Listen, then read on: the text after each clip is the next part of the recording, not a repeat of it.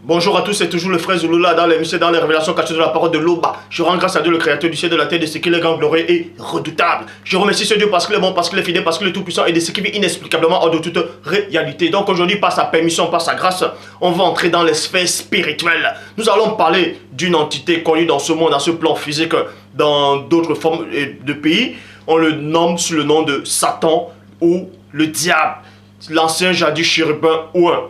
Bon, dans d'autres civilisations, bien dans d'autres religions, on l'appelle le Shaitan ou Kali.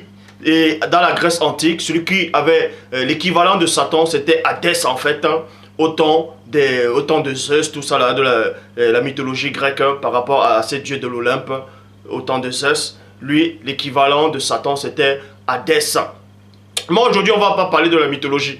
Nous allons parler en fait de Satan. Est-ce que Satan a-t-il vu Dieu avant sa chute et après sa chute? Donc, quand il avait encore le rôle du chérubin jadis ou un, est-ce que dans ce temps-là, quand il marchait avec Dieu, est-ce qu'il voyait Dieu dans sa divinité, dans sa toute divine puissance? Parce que vous savez qu'il est dit dans Proverbe 19:2 que le manque de science n'est bon pour personne et le manque de révélation, c'est-à-dire de discernement, le manque de savoir. C'est ça qui fait en sorte que les gens puissent rester dans l'ignorance. Mais il est néanmoins dit dans Proverbe 25:2, la gloire de Dieu est de cacher des choses et la gloire des rois est de sonder des choses. Mais néanmoins il est dit dans Deutéronome 29:29 que les choses cachées sont au Père. Et les choses révélées sont à vous, sont aux créatures, sont aux humains. Mais ce Dieu terrible et redoutable, dit par son Esprit Saint, c'est-à-dire le Mundi Maloba, que les apôtres authentiques ont reçu dans Jean 20:22, dans Jérémie 33:3, demande-moi et je te relèverai des choses cachées, des choses que tu ne sais pas. Donc aujourd'hui on va entrer dans les mystères, dans les révélations même, comme j'ai dit, du plan spirituel très élevé. Ce que vous allez entendre aujourd'hui, vous n'avez jamais entendu cela auparavant. Et Satan a tout fait pour que je ne fasse pas cette vidéo. Mais celui qui contrôle le temps et l'espace a permis que cette vidéo sorte. C'est pour ça que tu es en train de la regarder.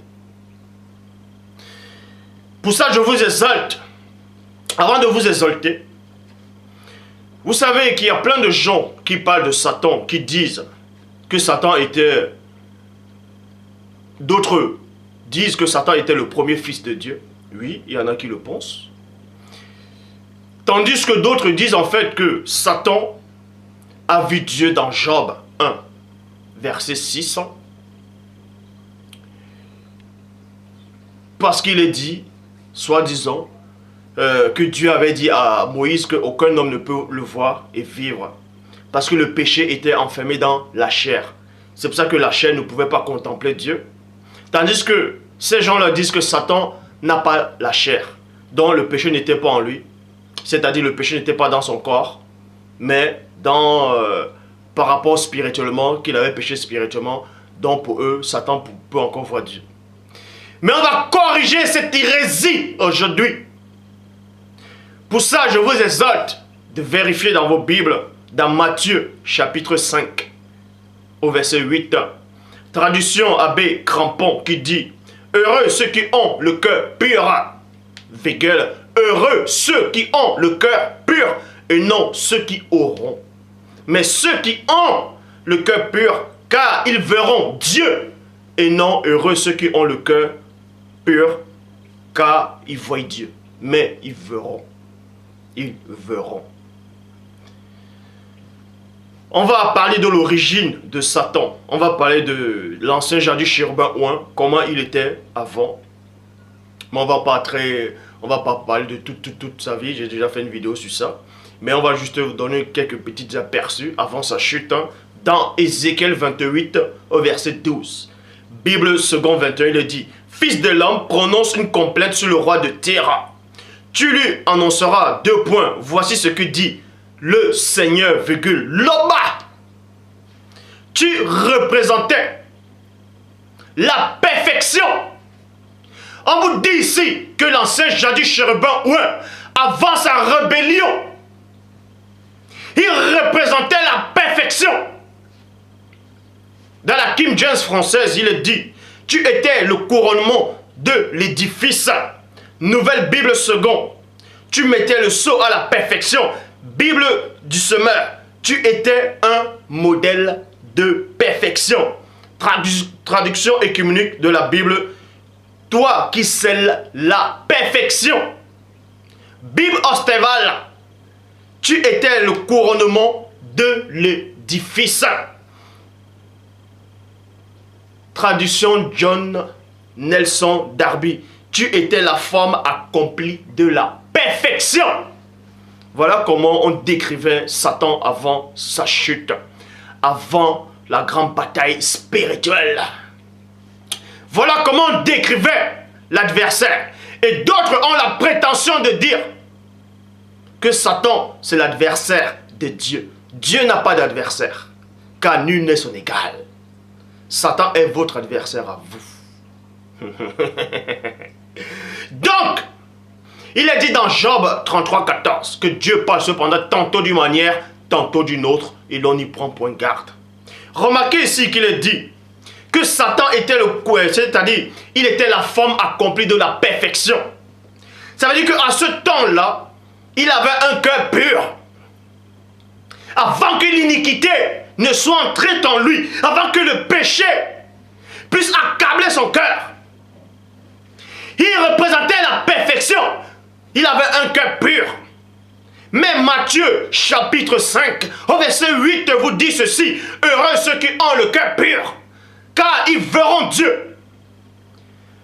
Et Satan, cette entité, avait été créée en tant que chérubin jadis ouin, pur, sans tache. Mais, est-ce qu'il avait vu Dieu, malgré qu'il avait le cœur pur? Pour ça, on va entrer dans les mystères, dans les profondeurs de la connaissance du ciel. Verset 14, Bible du semeur. Or, je t'avais placé avec un chérubin, ayant rôle de protecteur. C'est pourquoi je t'ai oint sur ma montagne sainte. Là, on parlait de Satan et une autre entité extrêmement puissante qui le servait de garde du corps, qui le protégeait. Ça, j'ai déjà fait une vidéo sur ça. Donc, c'est là que tu étais. On vous dit ici que Dieu, le Père Tout-Puissant qui vit hors de toute réalité, avait placé l'ancien jadis chérubin ouin avec un autre chérubin d'une taille impressionnante, d'une puissance extraordinaire, sur la sainte montagne de Dieu. Et c'était là où Satan, d'autres on l'appelle Lucifer, porteur de lumière, résidait.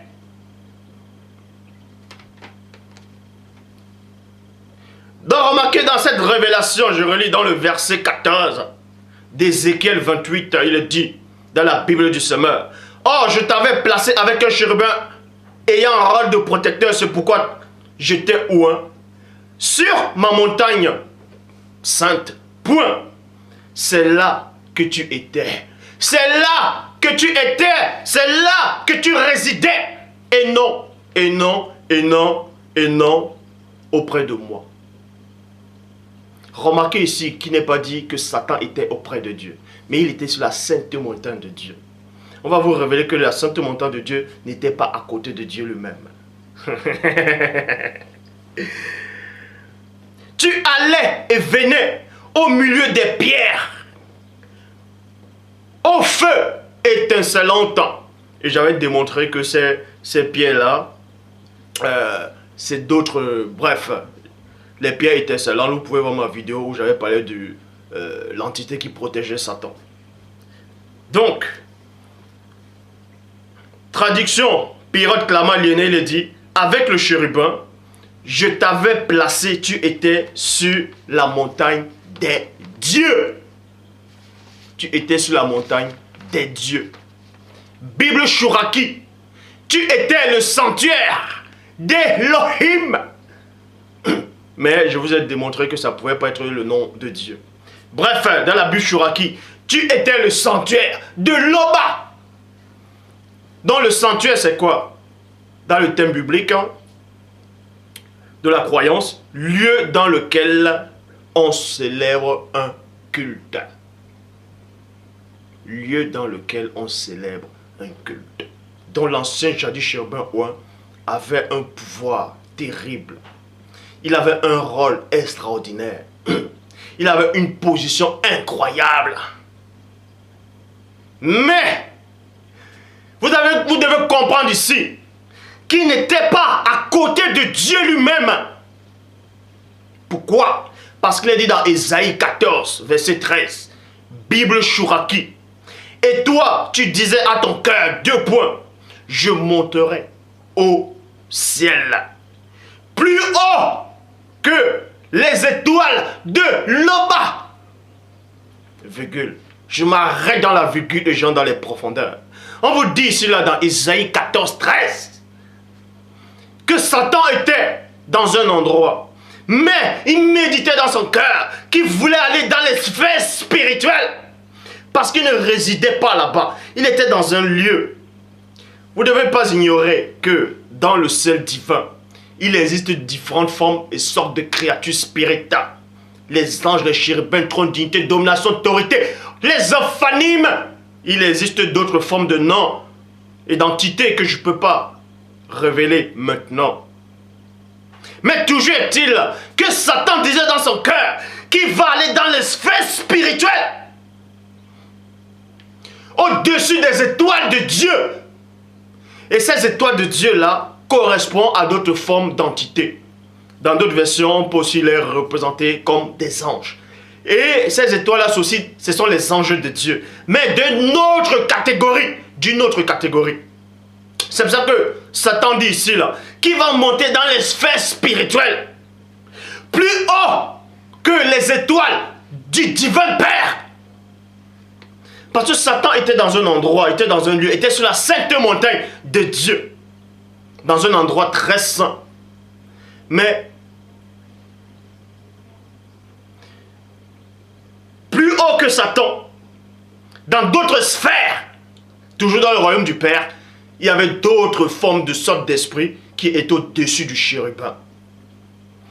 Et eux là, dans cette version, on les compare aux étoiles de Dieu. En fait, ils sont toujours des anges, ils sont toujours des créatures spirituelles, mais qui sont avec Dieu, c'est-à-dire qui appartiennent à Dieu. Parce que vous ne devez pas ignorer qu'il est dit dans Apocalypse chapitre 12, au verset 7 à 9. Il y eut guerre dans le ciel, Michel et ses anges combattirent contre le dragon, et le dragon et ses anges combattirent. Mais il ne fut pas le plus fort, et les places ne furent plus trouvées dans le ciel. Il fut précipité, le grand dragon, le serpent ancien. Parce que Satan, avant sa chute, même après sa chute, a des anges à son service. Chaque ange supérieur dans le royaume du Père a des anges. Mais on vous dit cela, que ces étoiles-là représentaient des anges d'une autre catégorie. Ils étaient au service direct du Père. Donc, ils étaient au-dessus du chérubin jadis Ouin, malgré la position qu'il avait. Je relis Ésaïe chapitre 14 au verset 13. Bible Chouraki. Et toi, tu disais à ton cœur, 2 points, je monterai au ciel. Plus haut dont Satan veut monter ici, dans les sphères, comme je dis, très élevées. Et dans ces sphères très élevées, il existait d'autres formes de créatures spirituelles. Parce que plus votre rang est élevé, plus vous êtes grand spirituellement.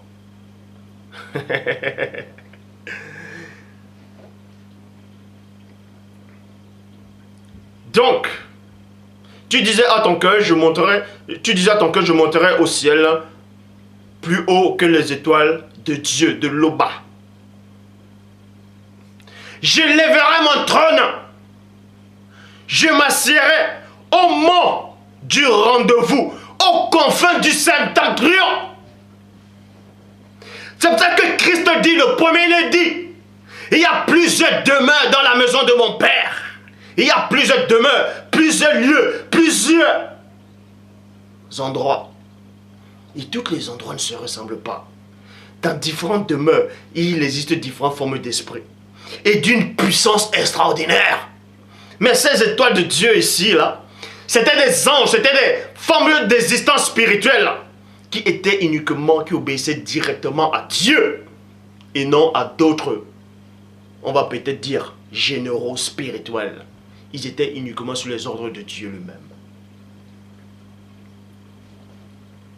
Quoique tous les anges sont sous les ordres de Dieu, mais eux là, ils obéissaient qu'à Dieu seul.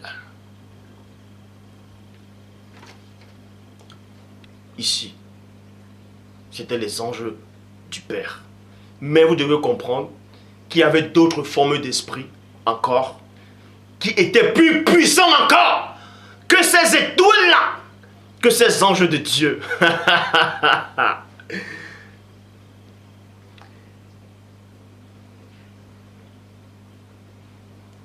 Pour ça, il est dit, dans la Bible, parole de vie, on entre plus en profondeur. Tu disais, je monterai jusqu'au ciel. Quoiqu'il était déjà dans le ciel divin, il était déjà dans le monde spirituel, mais Satan dit à son cœur qu'il va encore s'élever, il va encore monter dans d'autres sphères, parce qu'il y a plusieurs demeures dans la maison de mon Père. Donc il va encore monter dans d'autres demeures plus élevées et plus puissantes. Je monterai au ciel, je dresserai mon siège royal au-dessus des étoiles de Dieu. Au-dessus des étoiles de Dieu. Je m'installerai sur la montagne des dieux. Non, je m'installerai sur la montagne où les dieux se réunissent à l'extrême nord. Maintenant, ces dieux-là, qui sont ces dieux-là, qui sont encore au-dessus des étoiles de Dieu? Vous devez comprendre ici que c'est d'autres formes d'existence spirituelle, d'une puissance extraordinaire.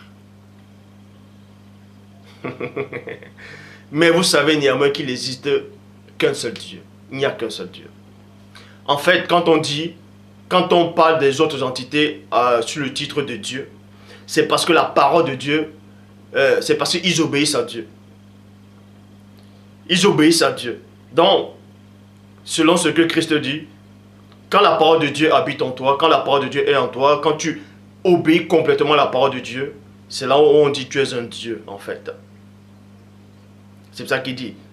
C'est pour ça qu'il est dit dans Psaume 82, verset 6. J'avais dit, vous êtes des dieux. Vous êtes tous les fils du Très-Haut. Pourquoi? Parce qu'ils obéissaient à Dieu. Mais ces anges, cet esprit-ci là, connu sous le nom des dieux, c'est d'autres formes de catégories extrêmement puissantes, d'une puissance qui font pallier toute vie, toute existence, toute forme de vie qui sont inférieures d'eux.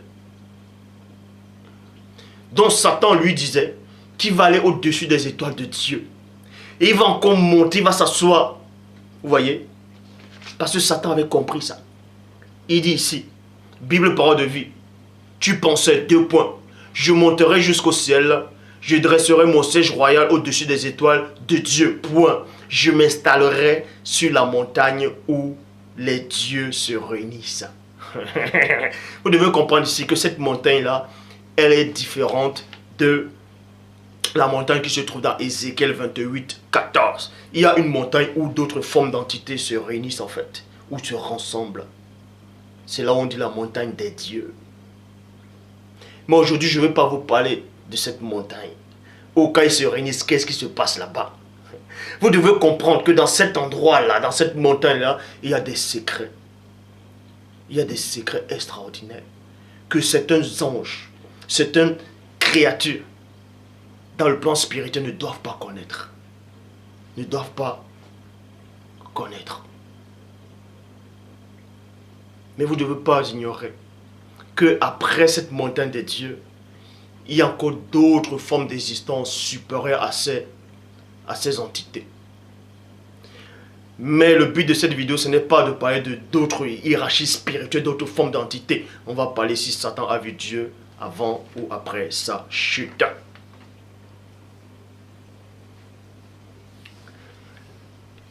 Donc, c'est pour ça qu'il est dit dans le livre d'Enoch, chapitre 16, au verset 3. Dieu Non, dis-leur à ces intelligences célestes. 2 points. Donc, on s'adressait ici aux anges qui ont péché, aux anges déchus.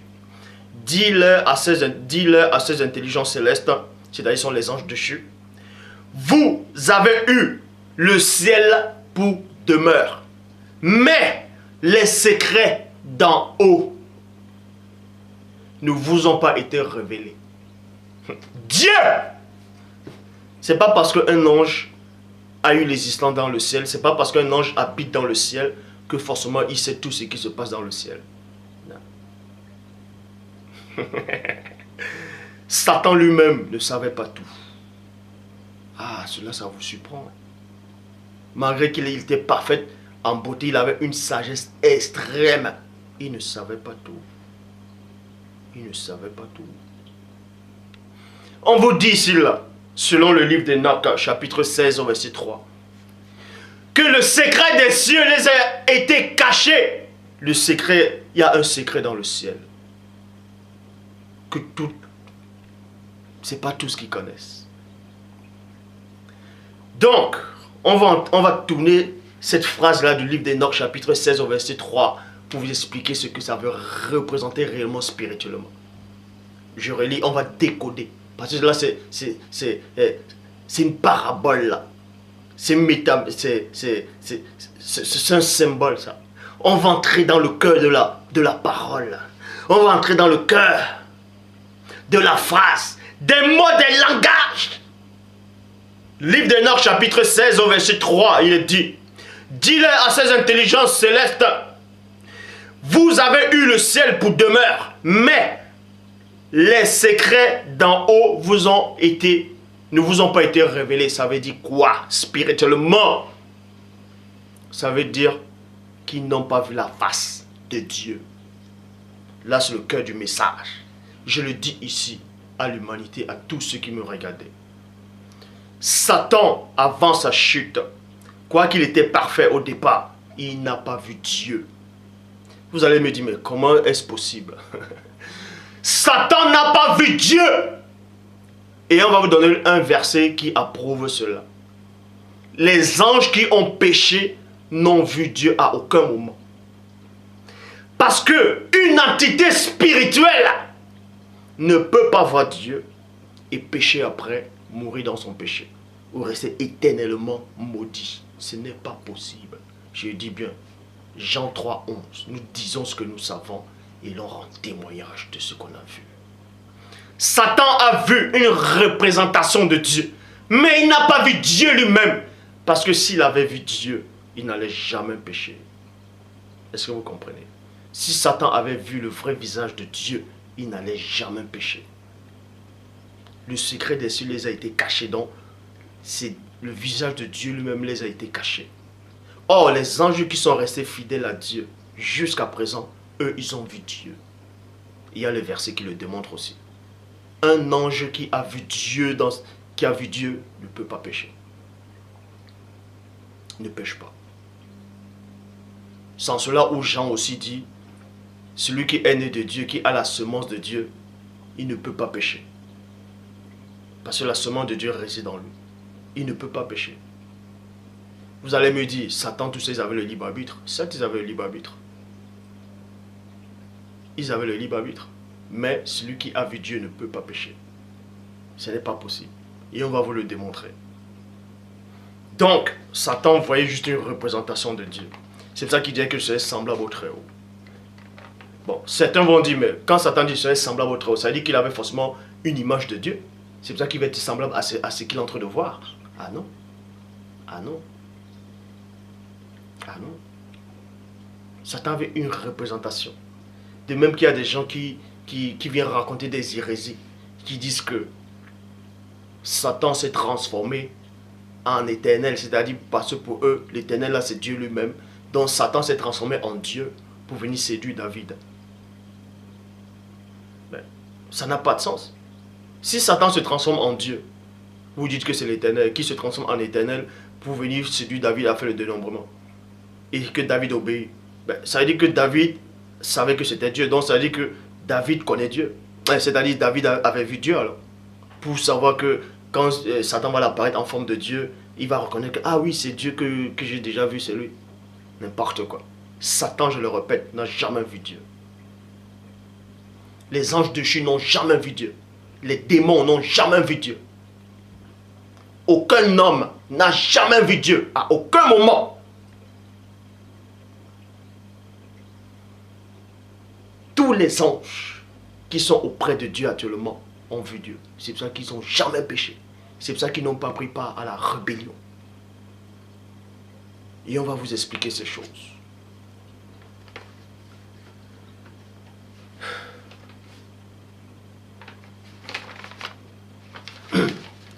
On va vous expliquer ces choses. 1 Jean, chapitre 3, au verset 6. Écoutez la révélation. 1 Jean, chapitre 3, verset 6 dit, King James française. Quiconque demeure en lui, virgule, en qui? En Dieu. Quiconque demeure en Dieu. Ça veut dire quoi, premièrement? Cela, c'est la virgule. Premièrement, ça veut dire quoi? Demeurer, cela, c'est quoi?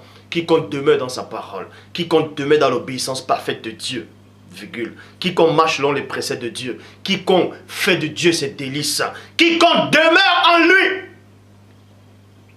Y compris les anges. Quiconque demeure dans le royaume de Dieu, c'est-à-dire qui marche avec Dieu. Quiconque demeure en lui ne pêche pas. Quiconque pêche, virgule, quiconque, y compris les essences spirituelles. Quiconque pêche, virgule, ne l'a pas vu. Et ne l'a pas connu. Point. Nouvelle Bible seconde. Quiconque demeure en lui ne pêche pas. Quiconque pêche ne le connaît pas, virgule, il ne l'a jamais vu. Voilà. Ça veut dire, vu que Satan a péché, 1 Jean 3,6 vous dit que celui qui demeure avec Dieu ou en Dieu ne pêche pas. Et celui qui pêche n'a jamais vu Dieu. La parole dit ici, Satan a péché donc il n'a jamais vu Dieu. Les anges de Dieu ont péché donc ils n'ont jamais vu Dieu. Vous qui dites que Adam avait vu Dieu au jardin d'Éden, faites très attention. Adam a péché. Adam n'a jamais vu Dieu. Aucun humain n'a vu Dieu. On vient vous raconter des hérésies. Moïse, Aaron, Nabat, Abihu et 70 anciens d'Israël ont vu le Dieu d'Israël. N'importe quoi. Personne n'a jamais vu Dieu. Vous savez qui est Dieu? Mais vous limitez Dieu. Vous voyez, on vient d'écrire que Dieu, il dit à Moïse qu'il va passer. Et que Moïse ne peut pas le voir de visage parce qu'aucun homme ne peut le voir vivre. Mais tu me verras du dos. Donc, il voit le dos de Dieu. Et les gens écrivent ça. Ah, Moïse a vu le dos de Dieu. C'est pour ça qu'il n'est pas mort. Mais vous imaginez l'hérésie que vous êtes en train de dire. Ça veut dire que Dieu est limité si on voit son dos et qu'on ne meurt pas. Les chérubins, vous savez qui sont les chérubins? Vous savez qui sont les chérubins? Les chérubins ont plein d'yeux partout. Ils ont plein d'yeux partout. Sur la tête partout, sur les plans partout, partout. Même derrière. Un chérubin n'a pas besoin de tourner la face pour te voir. Ou pour vous voir. Juste son dos. Il a les yeux partout, il vous voit du dos. Or, Dieu, en soi-disant, vous écrit que Moïse a vu le dos de Dieu. Donc, ça veut dire que le dos de Dieu n'a pas pu voir Moïse. Donc, les chérubins que Dieu lui-même a créés ont plus de capacité que les créateurs. Donc, avant de venir parler de Dieu, du Tout-Puissant, il faut savoir qui il est. Faites très attention. On ne rigole pas avec le divin. Car ce n'est pas sa volonté. Ce n'est pas sa divine puissance qu'il a créé les cieux. Qu'il a créé la mer céleste. Il a pensé. Il a eu la volonté. Et ça a existé. Faites très attention. Dieu existe. Il vit inexplicablement hors de toute réalité.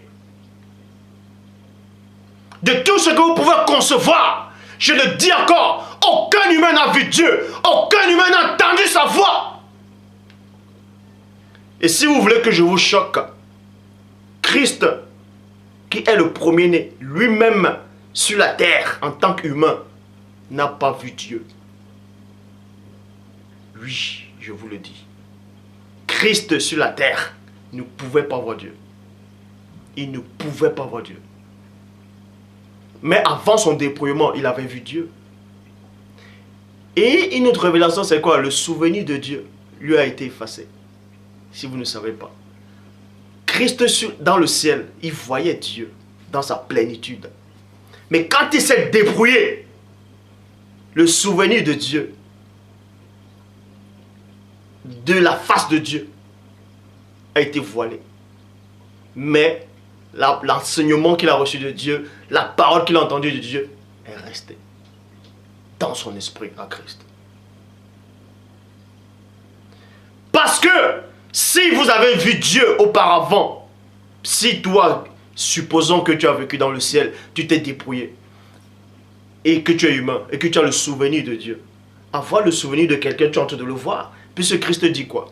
Celui qui convoite une femme dans son cœur, convoiter c'est quoi? C'est d'avoir les pensées dans la tête. Vous êtes en train de penser, vous êtes en train de voir une image, c'est déjà un péché, vous allez déjà matérialiser ça dans le plan spirituel.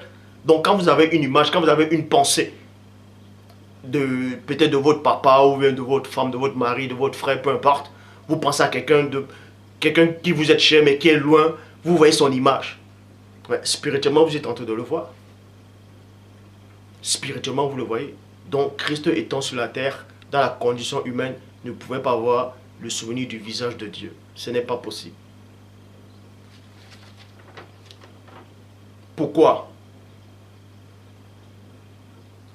Parce qu'il est dit dans Jean 1, 18, King James française, aucun homme n'a vu Dieu à aucun moment. Aucun homme n'a vu Dieu à aucun moment. Et Christ sur la terre était 100% homme. Donc lui-même n'a pas pu voir Dieu étant sur la terre. Et d'autres gens vont dire dans la suite, ils comprennent ça, mais ils disent, ouais mais le Fils qui est dans le sein du Père, c'est lui qui l'a fait connaître. Donc on va dire, Christ, bon, comme il était humain, il a vu Dieu, et il a fait montrer Dieu à l'humanité. C'est pas ça que ça veut dire. Christ, avant de se dépouiller, il a vu Dieu. Mais quand il est venu sur la terre, il ne pouvait plus voir Dieu. Job, chapitre 1, au verset 6, il est dit, Bible, parole de vie. Un jour, les habitants du ciel sont venus en présence du Seigneur. Satan, l'accusateur, est venu avec eux, lui aussi. Et je vous le dis ici, là, devant le Père lui-même, dans Job 1, 6, cet éternel-là, ce n'était pas Dieu. Je le dis. Car il est dit dans Matthieu 5, verset 8, Bible de la Colombe, heureux ceux qui ont le cœur pur, car ils verront Dieu. Ici, là, Satan, là, n'a pas le cœur pur. Donc, il ne pouvait pas voir Dieu. Ni avant sa chute, ni après sa chute. Jean, chapitre 15, au verset 3. Jean 15, verset 3. Bible seconde 21. Déjà, vous êtes purs. Mais on vous dit néanmoins dans Matthieu 5, verset 8, que ceux qui ont le cœur pur verront Dieu. Et pourtant, le même Christ dit dans Jean 15, 3, dans la Bible seconde 21, à ses apôtres, déjà vous êtes purs. Donc quand on dit vous êtes purs, c'est que vous êtes aussi purs de corps. Quand on dit vous êtes aussi purs de cœur.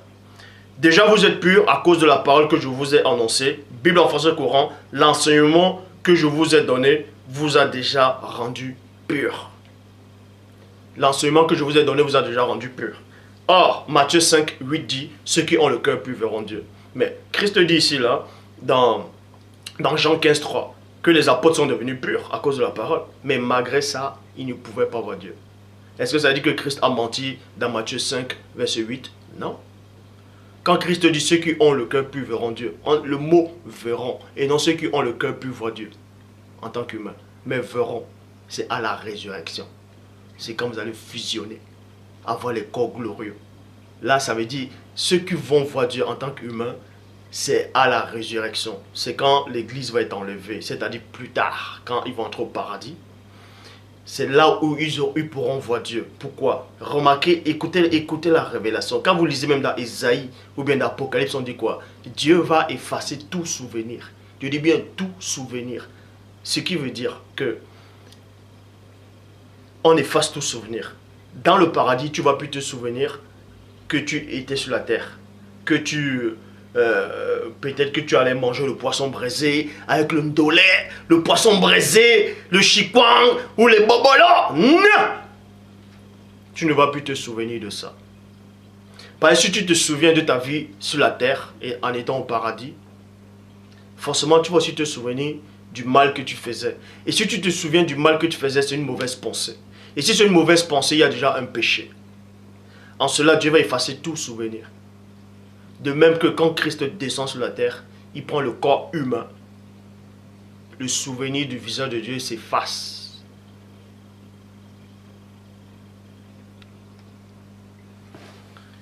Les apôtres, malgré qu'ils ont été purs, ils sont devenus purs, ils ne pouvaient à aucun moment voir Dieu. Et Jean lui-même a reçu cette révélation.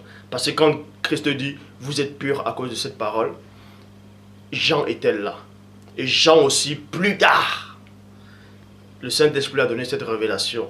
C'est pour ça qu'il dit dans 1 Jean 4, 12, Nouvelle Bible seconde, personne n'a jamais vu Dieu. Malgré que Jean était pur, il n'a pas vu Dieu. Parce qu'en étant dans la chair humaine, tu ne peux pas voir Dieu. Même si Adam avait été créé pur, il ne pouvait pas voir Dieu. Parce que il a péché. Plus tard, il a péché. Ça, c'est le mystère de la sainteté même. Ça, c'est le mystère de la sainteté. Certes, vous allez me dire, il y a une réflexion qui va venir. Dieu savait que Adam allait pécher. C'est pour ça que Dieu n'a pas permis que Adam puisse le voir à aucun moment. Ah, les mystères de la sainteté. Les mystères du Tout-Puissant. Matthieu, chapitre 18, au verset 10. Bible des peuples. Faites attention à ne mépriser aucun de ces petits. Je vous assure que les anges, que leurs anges dans le ciel voient constamment le visage de mon Père des cieux. Vous voyez? Les anges voient constamment le visage de mon Père qui est dans les cieux. Et même quand Christ dit, au jour de la résurrection, il s'adresse à ceux qui marchent avec Dieu, ne vont pas se marier, tout ça là. Ils ne prendront ni de mari ni de femme parce qu'ils seront comme les anges de Dieu. Je dis bien comme les anges de Dieu et non, ils seront les anges de Dieu. Ceux qui pensent que les humains au paradis seront des anges, c'est faux. Vous serez comme. Vous allez avoir cette nature-là, c'est-à-dire cette notion de ce péché-là va disparaître en fait. Donc, en étant comme les anges de Dieu, on a précisé les anges de Dieu. Là, vous pourrez voir Dieu. Mais tant que vous êtes dans un corps physique, peu importe votre sainteté, vous ne pouvez pas voir Dieu. Vous allez peut-être voir une représentation. Et voir une représentation de quelqu'un n'est pas la personne. Hébreu, chapitre 9, au verset 24. Bible de l'épée. Car Christ n'est point entré dans un sanctuaire fait de main d'homme, image du véritable, mais dans le ciel même. Dans le ciel même. Ça veut dire quoi? On vous dit ici, là, je vais vous décoder ce passage dans Hébreu 9, 24, qui veut dire que Christ n'est pas entré. Là, on parle de Christ ici, là, après qu'il est, c'est-à-dire après son sacrifice, quand il est remonté dans le ciel divin. Donc, on vous dit ici, là, qu'il a passé toutes les étapes de plusieurs demeures qui sont dans la maison du Père. C'est pour ça qu'on dit ici, là, car Christ n'est point entré dans un sanctuaire fait de main d'homme, image du véritable, mais dans le ciel même. Dans le ciel même. Quand on dit même, ça dit que dans les sphères les très élevées où Satan voulait accéder. Mais Christ a accédé à ça après son sacrifice. Afin de comparaître maintenant. Vous voyez? Afin de comparaître maintenant et non avant. Afin de comparaître maintenant pour vous devant la face de Dieu. Bon, Christ après sa résurrection, plus tard il s'est encore manifesté sur la terre, mais la révélation c'est quoi? Christ en montant, son corps physique ne pouvait, c'est-à-dire son corps là ne pouvait plus contenir la chair et ne pouvait plus contenir le sang dont vous êtes en train de penser.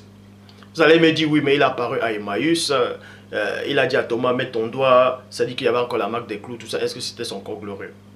Christ, après la résurrection, avait le pouvoir de se transformer à volonté en qui il voulait. De même que les anges de Dieu, quand ils viennent sur la terre, ils peuvent se matérialiser à n'importe quel humain, s'ils le veulent. Ça, c'est une capacité que vous devez comprendre.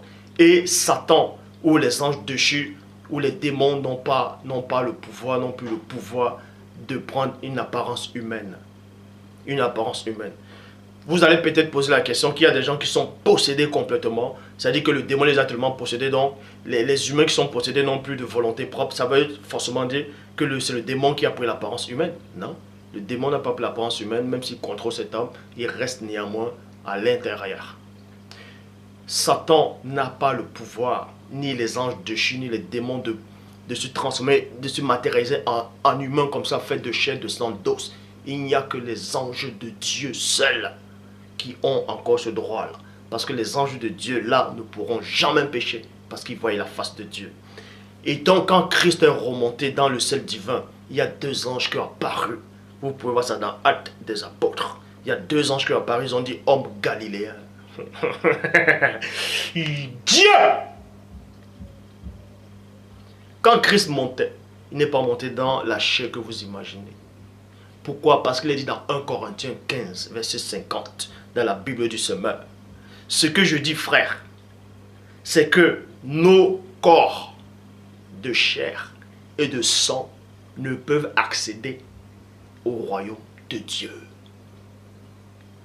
Donc pour que Christ accède au royaume de Dieu, il a fallu que son corps ne soit plus avec le sang comme vous imaginez.